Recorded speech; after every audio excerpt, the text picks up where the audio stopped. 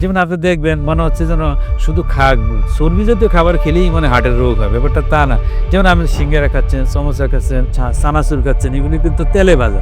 এই যে তেলটা দিয়ে ভাজা হয়, এই তেলটা তো ট্রান্সফ্যাটের পরিমাণ বেশি থাকে। হৃদরোগীদের জন্য কোন খাবার ভালো, কোন খাবার খারাপ, বা আমি একজন সুস্থ মানুষ, আমি কোন খাবার খেলে আমার হার্টের সমস্যা হবে না, আবার কোনগুলো অ্যাভয়েড করা উচিত। যেমন আমরা মোদ্দা কথা যে খাবারগুলোর কথা বলি, যে এই খাবারগুলো হচ্ছে হার্ট হেলদি খাবার।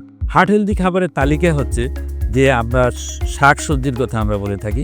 যেমন বিভিন্ন কালারিং যে ফুডগুলো থাকে, এই কালারিং ফুডগুলো, সবজি, এগুলো হচ্ছে হার্টের জন্য খুব ভালো এবং হার্টের জন্য ভালো। এবং এই শাকসবজিতে একটা কাজ হচ্ছে যে সেই ইন্টেস্টাইন থেকে কিন্তু কোলেস্ট্রল অ্যাবজর্পশনকে প্রিভেন্ট করে।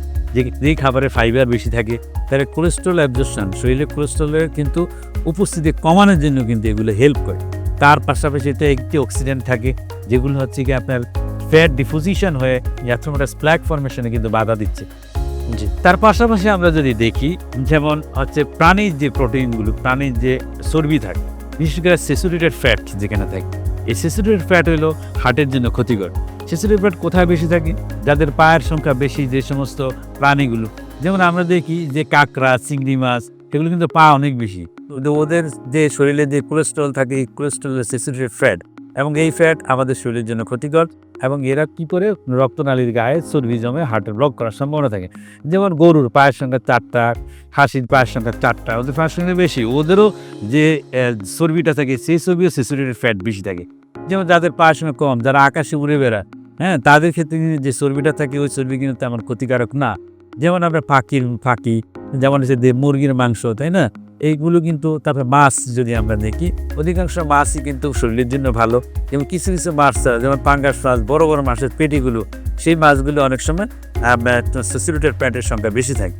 তাহলে আমাদের যে জিনিসটা দেখতে হবে যে খাদ্যাভ্যাসের ক্ষেত্রে অবশ্যই আমাদের খুঁজে নিতে হবে যে হার্ট হেলদি খাবার কোনগুলো হচ্ছে হার্টের জন্য ক্ষতিকারক। তাহলে আমরা ট্রান্সফ্যাট বর্তমানে বলা হয় সবচেয়ে বেশি ক্ষতিকারক।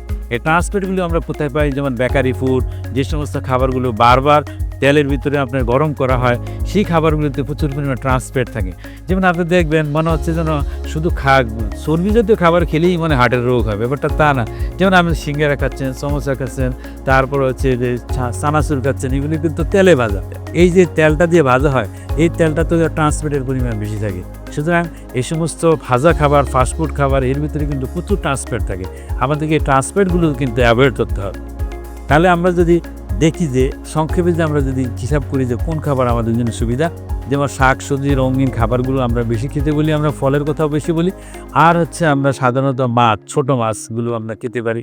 তারপর হচ্ছে যে মাছগুলো বড় বড়, যাদের পেটি বেশি, যাদের পায়ের সংখ্যা বেশি, তাদের স্যাচুরেটেড ফ্যাট বেশি থাকে। অ্যানিমেল ফ্যাট আমরা অ্যাভয়েড করার চেষ্টা করব, স্যাচুরেটেড ফ্যাট বেশি থাকে।